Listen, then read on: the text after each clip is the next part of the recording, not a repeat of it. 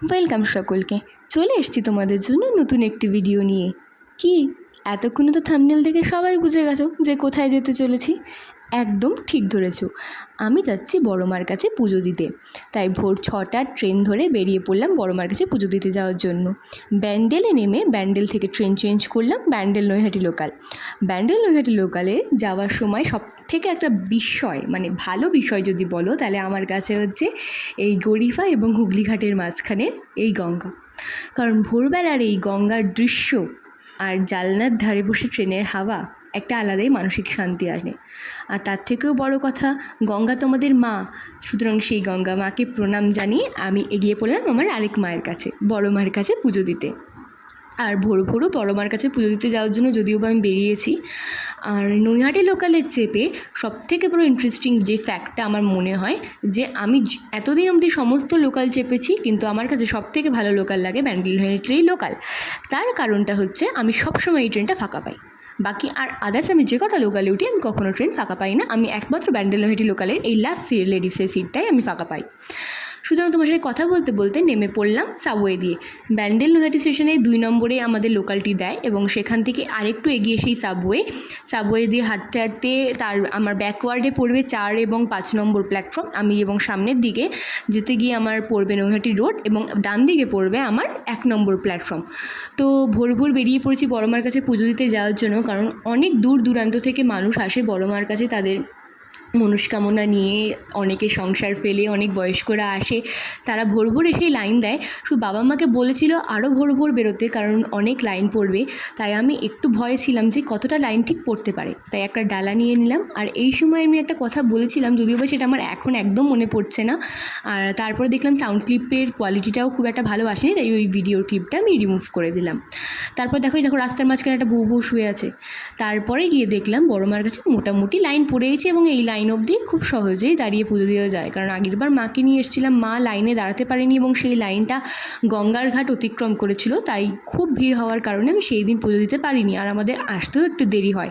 তখনও দেখো সূর্যটার তেজ বা প্রখর তাপ বলো ভালোই কিন্তু সকাল সকাল হয়েছিল সেদিন। আর প্রায় 40 থেকে 45 মিনিট লাইনে দাঁড়িয়ে থাকার পর আমরা বড়মার এই মন্দিরে প্রবেশ করতে পারছি।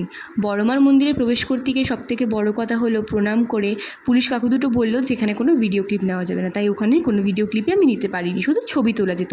তারপরে নৈহাটি শিয়ালদার লোকালে চেপে আমি চলে আসলাম শ্যামনগরে নেমে ভাবলাম সবার সাথে একটু দেখা করেই যাই। যদিও বা তখন আমার বাড়ি যাওয়ার ট্রেনটা পাশ থেকে শ্যামনগর থেকে বেরিয়ে গেল। ঠিক আছে, ও যাক, আমি একবারে পরেই যাব এবং সবার সাথে দেখা করে নিই। কি সবাই ভাবছো আমি শ্যামনগরে কী করতে এসেছি? শ্যামনগরে এসেছি কারণ আমি অনেক আগে অবধি শ্যামনগরেই থেকেছি, আমি শ্যামনগরের মেয়ে। ঠিক আছে, শ্যামনগর থেকে চলে যাওয়ার ঘটনাটাও পরে একবার তোমাদের সাথে শেয়ার করব। চলে এসেছিলাম দিদির মেয়ের সাথে দেখা করতে। আর শ্যামনগর আসলে প্রায় আমার শ্যামনগরে আসা হয়, শ্যামনগরে এসে থাকা হয়, কারণ আমার সমস্ত সমস্ত সমস্ত আত্মীয় শ্যামনগরে। আর সত্যি কথা বলতে গেলে শ্যামনগর ছেড়ে থাকাটা আমার পক্ষেও খুব খুব খুব কষ্টের ব্যাপার, কারণ আমি শ্যামনগর ছেড়ে থাকতেই পারি না। আর যাই হয়ে যাক না কেন আমি শ্যামনগরে আমাকে আসতেই হবে, অন্তত যাই অকেশন হোক আমি শ্যামনগরেই থাকি। হ্যাঁ, কিছু কিছু টাইমে হয় যে সবসময় হয়তো শ্যামনগরে যাওয়া হয়ে ওঠে না। আর এই যে পুচকেটাকে দেখছো, সব থেকে বেশি আমি সময় কাটাই শ্যামনগরে থাকলে পুচকেটার সাথে। হ্যাঁ, হয়তো সবসময় হয়ে ওঠে না, কারণ পুচকেটারও এখন অনেক দায়িত্ব হয়ে গেছে, জানো কী করে, জিমন্যাস্টিক শেখে। আর আমাদের পুচকেটা এমনিও ফার্স্ট হতেই হবে তাকে, এরকম একটা মোড নিয়ে সে পড়াশুনো করে। আর তারপরে চলে এসেছিলাম মাসিদের সাথে দেখা করে। এবার ভাবলাম না, অনেক দেরি হয়ে গেছে, আমাকে ট্রেনটাও ধরতে হবে, তাই চলে আসলাম শ্যামনগরে। প্রায় 5-6 ঘন্টা মতো আমি শ্যামনগরে ছিলাম। তারপরে টিকিট কেটে 1 নম্বর প্ল্যাটফর্মে ছিলাম। হট করে শুনলাম আমার ট্রেনটা দিচ্ছে 3 নম্বর প্ল্যাটফর্মে। সুতরাং তারপরে দেখলাম শ্যামনগরের লিফটটাও খারাপ হয়ে গেছে। তো লিফটটা করে কী দরকার যদি কেউ লিফট ইউজই না করতে পারে। চলে আসলাম সিঁড়ি দিয়ে কষ্ট করে হেঁটে হেঁটে 3 নম্বর প্ল্যাটফর্মে। আর ওখানেও কিছুক্ষণ বসে চলে আসলো আমার গোদ্দা-রামপুরহাট, কারণ গোদ্দা-রামপুরহাট আমাকে ডাইরেক্ট ব্যান্ডেল অবধি নামাবে।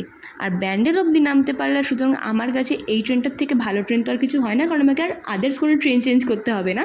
আর শ্যামনগর থেকে নৈহাটি যাওয়ার সময় ট্রেনটা কোনো স্টেশনেই দাঁড়াবে না, দাঁড়াবে নৈহাটি থেকে ব্যান্ডেল অবধি। প্রত্যেকটি স্টেশনে। তারপরে একটা ভালো সিট দেখে বসে পড়লাম, আর গদ্দার একদম ফার্স্ট কম্পার্টমেন্ট হচ্ছে লেডিস এবং লাস্ট কম্পার্টমেন্ট হচ্ছে লেডিস। আমার বড় মাসি আমাকে ছেড়ে দিতে আসে এবং তাকে আমি টাটা বাই বাই জানিয়ে ব্যাস আমার ট্রেন ছেড়ে দেয় এবং আমিও বেরিয়ে পড়ি আমার নিজের বাড়ির উদ্দেশ্যে। তো তোমাদের সাথে কথা বলতে বলতে গদ্দার মধ্যেই আমি যদিও বা আমার একটু নিজের ভিডিও ক্লিপ নিয়ে নিচ্ছিলাম। তার কিছুদিন পরেই আমি আবার শ্যামনগরে গিয়ে থাকি, আমার দিদিদের সাথে আমি খুব আনন্দ করি, সেই একটা ভিডিও তোমাদের জন্য আসবে। সুতরাং আমার চ্যানেলটাকে কিন্তু সবাই সাবস্ক্রাইব করতে ভুলো না এবং পাশে থাকা বেল আইকনটিকে প্রেস করতেও ভুলো না, কারণ চলে আসবো তোমাদের জন্য নতুন কিছু ভিডিও নিয়ে। চলে আসলাম ব্যান্ডেল স্টেশনে, আর 7 নম্বরে দেখতে পাচ্ছ ওটা হচ্ছে ব্যান্ডেল নৈহাটি লোকাল, 2:42-এ ছাড়বে, আর আমি রয়েছে এই মুহূর্তে 4 নম্বর প্ল্যাটফর্মে। যদিও তোমাদের কাছে একটা প্রশ্ন, আমি কোন লোকালে আছি সেটা তোমরা আমাকে বলতেই পারো। তো দেখা হচ্ছে পরের একটি ভিডিওতে। টাটা।